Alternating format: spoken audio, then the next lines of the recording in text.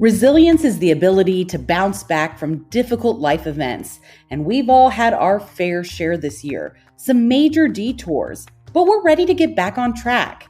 But how can you start a journey to the future if you're not even sure you've found the starting point? Join us for a special More Than a Chair podcast series on the roadmap to resilience, helping employees return to the workplace safely and confidently.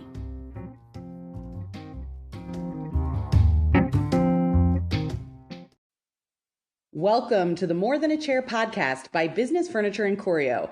I'm your host, Amanda Clark, and this is our special series focused on the road to resilience. Now, we're all aiming to be on the road to resilience and recovery and wondering what's next. On this episode, we're talking about leveraging workplace research to create post-COVID workplace designs. And to gain some insights, we have with us today David Craig, a strategist at Gensler, a global design and architect firm, and Drew White, architect and founding partner at Axis Architecture and Interiors in Indianapolis. Hello, gentlemen. Thank you for being here. Hello. Hi, Amanda. Amanda. I'm so excited to have you guys here and just to talk about this because really, this research piece, there is so much wondering what's next. How do we make decisions moving forward? Man, have we been faced with a lot of change. So I'd like to start with you, David. How can employee-focused research really help us right now and help us build a design that can help us all return safely and confidently to the workplace? Oh, that's a great question. I mean, we've been doing workplace research for a long time, so it's had a lot of value through lots of other situations, and this is in line with that. But I think one of the great things about research is that it involves engagement. It's not a cold, detached activity. It usually involves talking to people and getting feedback. And in this particular case, I think it's great. It's important to be empathetic, to really understand what people are going through and have them be part of the process, because unlike anything I've gone through, at least, in my workplace career, this one has generated the most anxiety. So I think that's really helped. I think the real challenge, of course, is that we're all absorbing so much information about COVID, and yet there still is so much uncertainty around it that it can also be a little risky, to ask people what their opinion is on this subject, because undoubtedly everybody has an opinion, but everybody also has uncertainty, and it feels like none of us are really experts on this. So it's definitely a weird situation to be in. But I think more than anything right now, we can also start talking about the future, because this has been, such a disruptive event. And there's a lot that we can learn from it. We've been working for the most part from home for the last 4 months. And that creates sort of an unprecedented experiment. So we can use research to basically learn from and build on that experience. Yeah, Drew, what conversations are you having, and how critical is some of the research right now when it comes to the planning for the future and some of the work you do? Well, we've been using David's research in the past for some of our projects. And I think what was exciting about that research was studying this notion of private spaces versus public spaces. And what I mean by that is, I think we were all moving towards a mission of getting people out of their offices and having them interact with each other and collaborate and be a part of an ecosystem.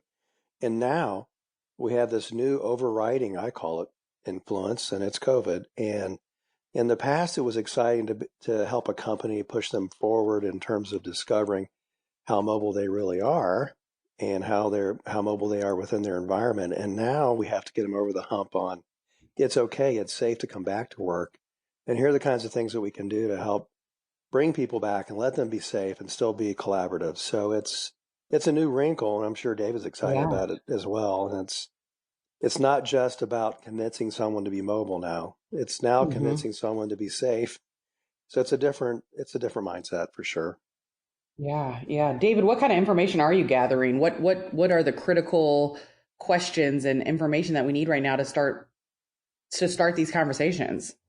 Yeah, it's tricky because so much of what we did in the past, I've been doing workplace research for over 15 years, has been, about watching what people do and how they interact and talking to them, getting them in group conversations, and all of those things are almost impossible to do now, or at least we have to rethink how we're doing them if we're collecting Yeah. data about how people work. So it's posed some real challenges. And on top of that, I think we all know that we're constrained right now. So if we're talking about the future, trying to understand what would be better or ideal, you really don't want to look at today as maybe the model example.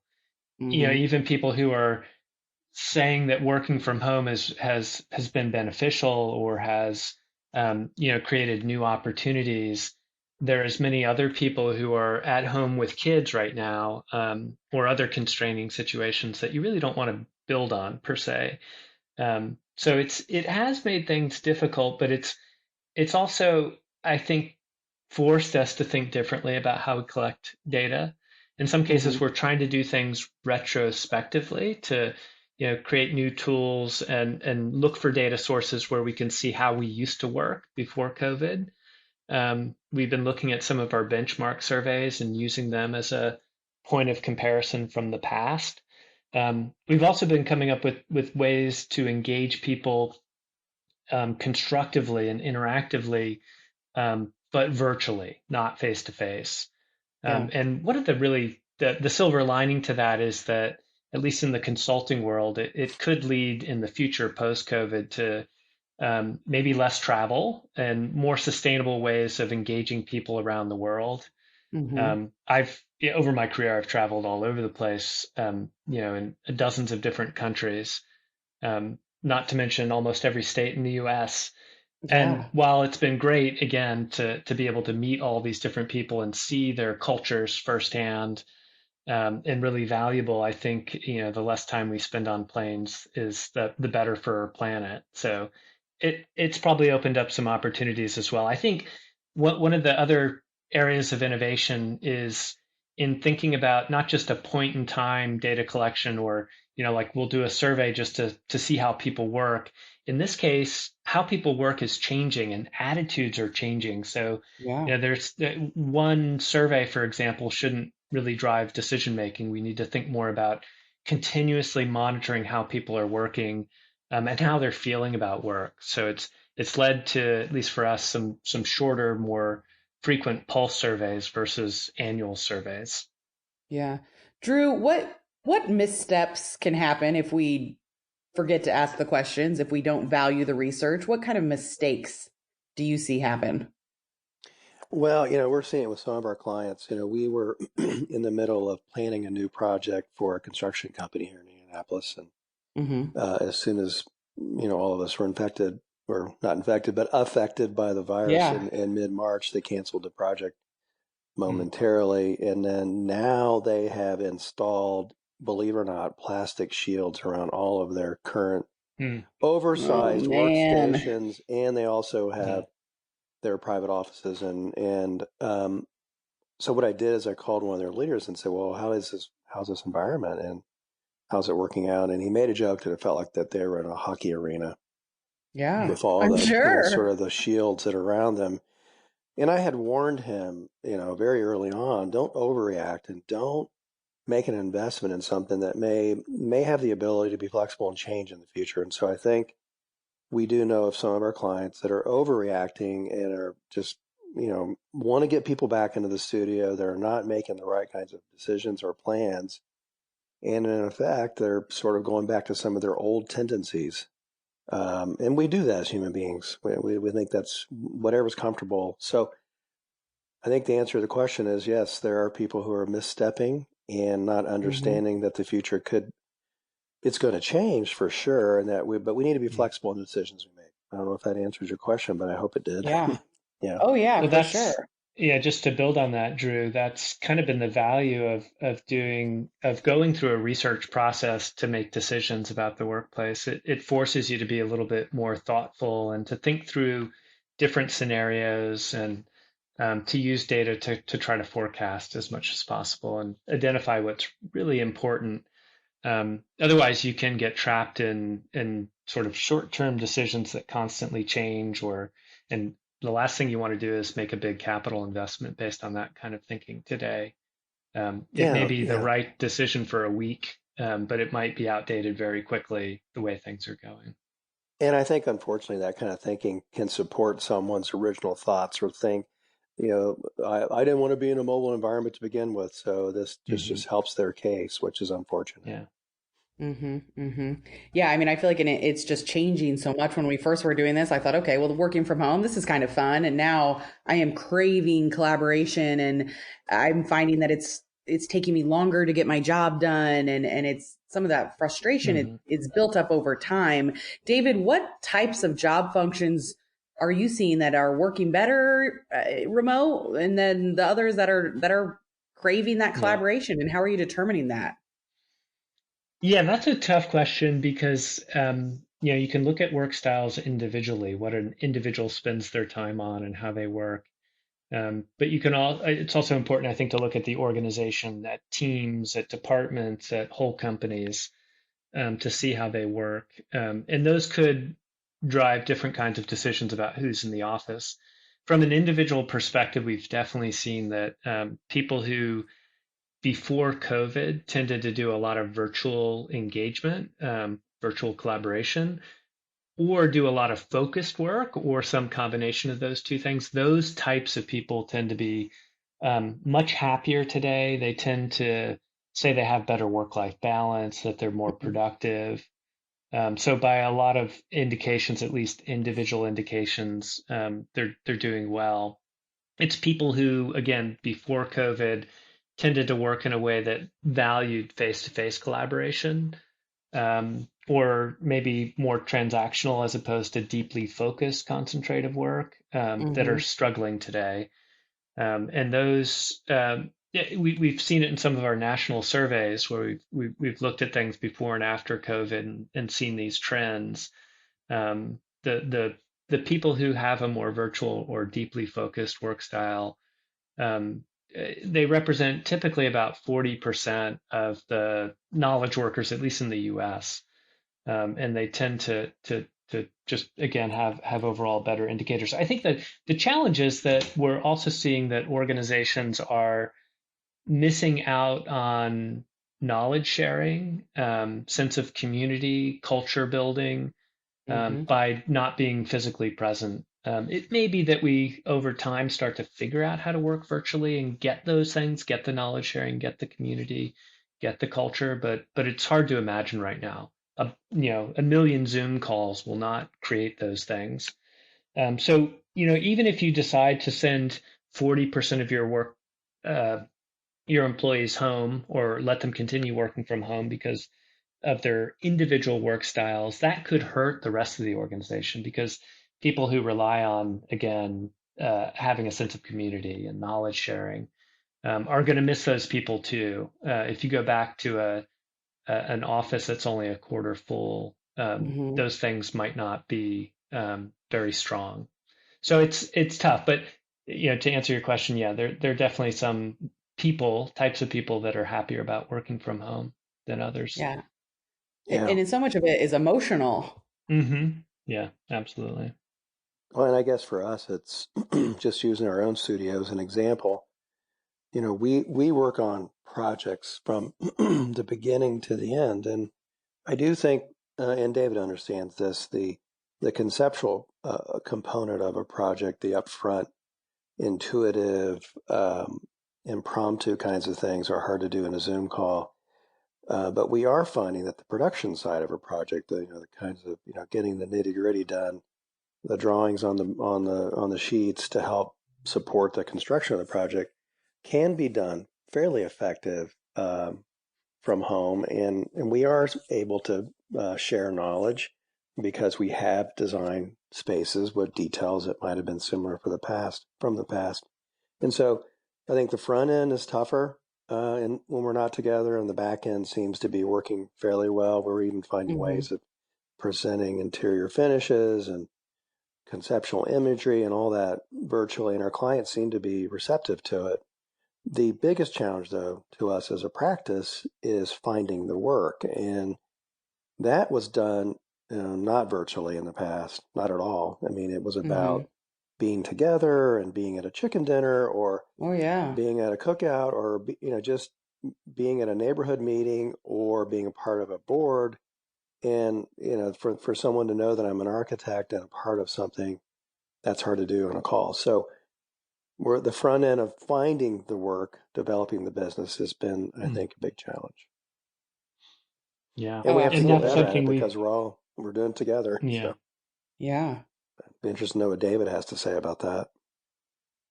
Well, we have been seeing in other organizations that people in sales roles in general, everything from like a pharmaceutical organization to a technology company, that those are the people who are most itching to get back out there, because they know they can be more effective if they're meeting people face to face. And I think that's just one indicator of what we're missing overall. But it's more than anything right now. That's instead of people rushing to get back out there or back to their office.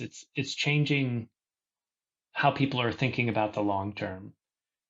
So we're thinking about, well, if those kind of gatherings are really important, or Drew, as you were saying, in the early part of a project where you're forming and conceptualizing, if it's important to be together, create opportunities for that. So maybe we'll Yes. continue to work virtually in the future, but you'll create an office where like a team can reserve a team space for a week or even a month or whatever, Hmm. or a department can create what you might normally do at a retreat space, but maybe you do that in an office setting, for a couple days to really bond. This would be post COVID, Yeah. of course, when you can Right. Mm-hmm. actually share a meal together and be close. But it's creating a lot more hybrid thinking now that we're starting to identify the things that we're really missing. We're starting to think of much more focused solutions that address those things, which could be good. Yeah. We're not And trying to do we everything, in one space. we have promoted this notion of come by the studio for an hour and Hmm. Yeah. let's distance ourselves. Let's not be in the we have an open studio, so it's easy to do. And let's talk about a project. We got a big renovation project coming up. And we did it last week and it worked out very well. I think everyone felt like, wow, this is great just to come in for an hour and to talk and converse. Even though we have our masks on and we're not as close as we'd like to be, we were able to talk about a project conceptually and not do it through a video screen. And it was nice to do that. Yeah, I can imagine. I haven't done that yet, but I bet it feels like your hands were untied for the moment. Yes, You yes, were liberated, Absolutely. yeah, even with the mask Absolutely. on. I wanted to kind of just build on that with just the Mhm. workplace research and kind of Mhm. feeling that sense of freedom right now. Is that a temporary feeling? Is that right now? We just recently had clients in our showroom and they stayed Mhm. way past 5 p.m. because they said we haven't had a chance to do this. This feels They so were good. hungering But for it. then is Yeah. that a temporary feeling? And what is kind of the timeline on asking some of these questions to get the workplace research you need to start creating that Yeah. strong strategy? Yeah, I mean that again is the big challenge that we have right now, that everything's changing so much. Obviously it changed back in March when people started quarantining.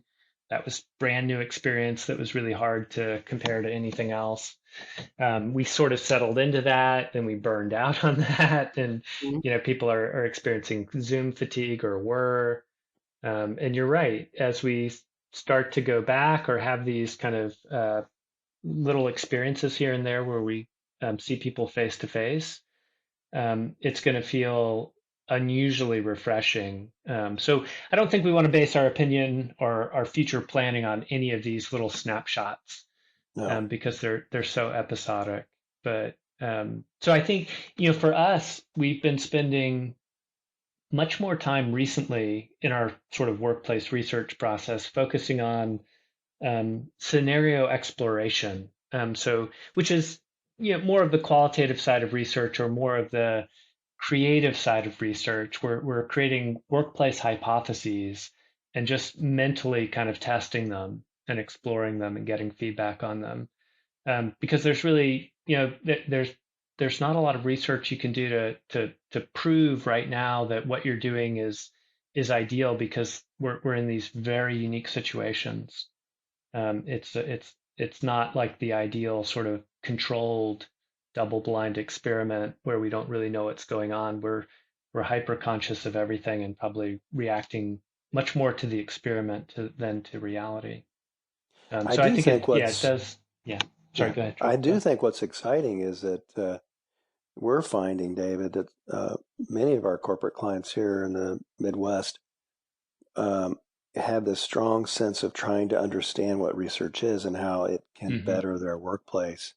Whereas Hmm. in the past, there wasn't that strong desire, and I think it's because of Yeah.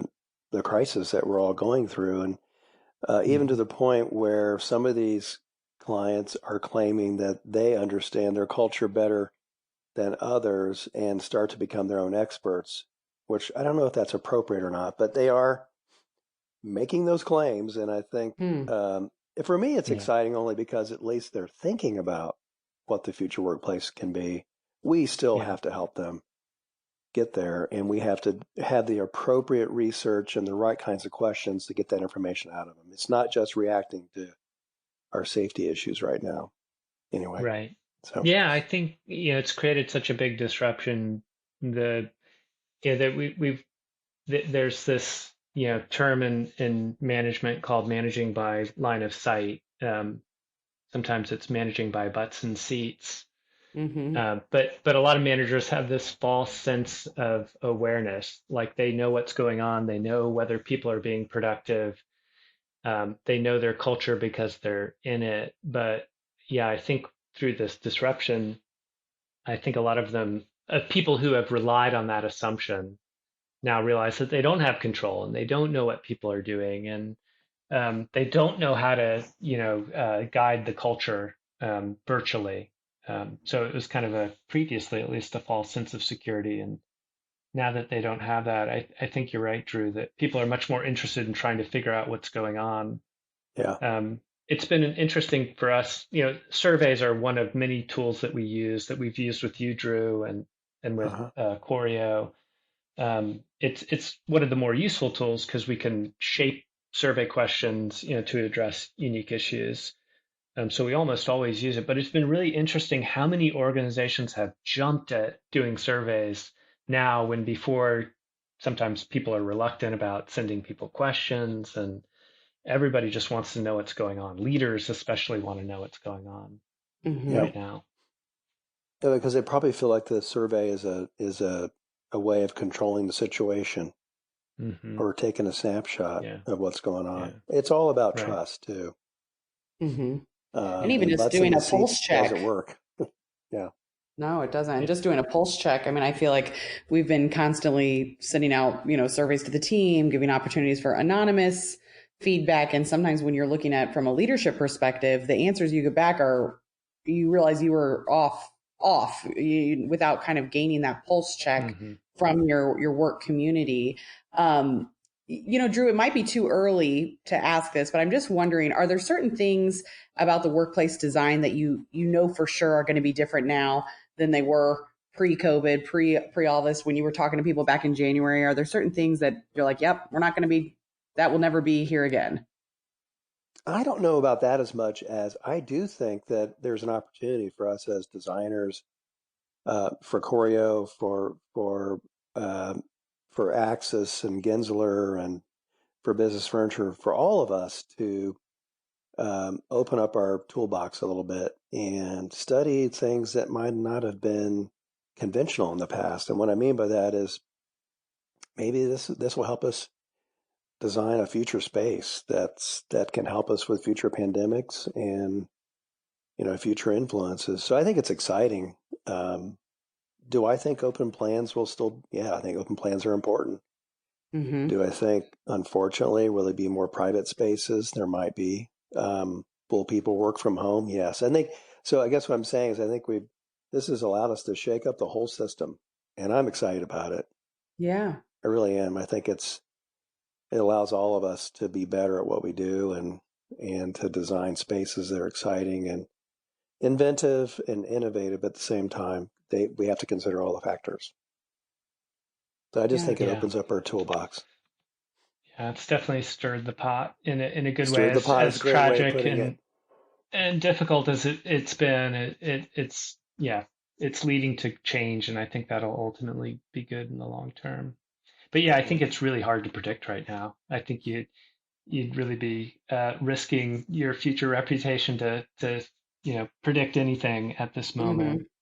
I think some of the the early reactions, of course, that you guys have heard and probably got from some of your clients are that open workplace is dead, that you need to put up those hockey barriers around everybody, or some companies that had unassigned seating tried to reverse that. But now we're starting to see some organizations are doing the opposite to give people more flexibility to be able to create the spacing they're actually going to unassigned seating. So I'm not Yeah. sure we can say where it's really going to end up, but I do think there will be more flexibility in the future. I think that's probably the biggest thing that we've learned, that for all those managers who manage by line of sight and who didn't trust their employees, or at least just assumed that they couldn't possibly be as productive if they were working from home, didn't want to take the risk, have been forced to, and now realize that people do work. In fact, the average work hours have been much longer than they were in the past. Obviously, it's everybody's their own case, but on average, it's been pretty positive from that point of view. So I think if nothing else, we're going to value coming together more, but we're also going to recognize that we don't have to always be together. A lot of organizations were already like that, but a lot weren't. So I think that new flexibility is going to be a new feature for a lot of companies. Well, and Absolutely. I also think that one of the things I'm noticing is this notion of equality. And Hmm. what I mean by that is, if you think about a leader of a company or someone who's in upper management, they probably have more flexibility maybe than a person who works under them or as a part of a group.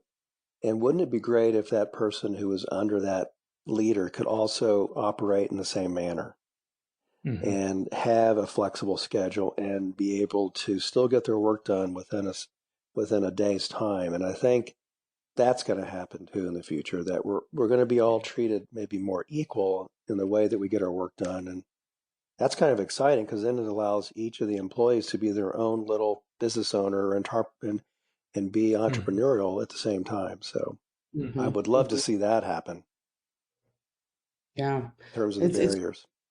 it's truly a pivotal time and I really like your approach, Drew and David, just the kind of looking at it through the lens of excitement and growth and innovation. And I think if we can all kind of get there, it'll help us plan for the future. Yeah. Yeah. I really do. Well, guys, I can't thank you enough for being here. I think this has been such great conversation, and just talking about the importance of taking the time to do the research, to slowly watch this unfold, make sure you have a strategy. I think it's going to allow us all to find a way to return to work safely and confidently. So I want to thank you for this conversation and for being here today. Yeah, Thank you. And great. it's been Thanks, fun to Amanda. spend Thanks some for time having with us. David and with Amanda. Yeah. It's been great. Yeah, Thank you. it's been Next so time we'll great. do it in person. We sure Yeah, will. that's We right. sure will. It'll be fantastic. Well, for now, for all of our listeners, you can follow along on any podcast platform. You can also follow us on social media. This is the More Than a Chair podcast by Business Furniture and Choreo platform. Resilience, the ability to recover from difficult experiences and setbacks. At Business Furniture and Choreo, we know the road to resilience takes all of us. Our teams are reconfiguring workspaces to create personal boundaries without compromising design. Our warehouses are open to store your furniture, to keep your people safe. Business Furniture and Choreo are on the road to resilience with you. We will meet you where you are, and together we will get results.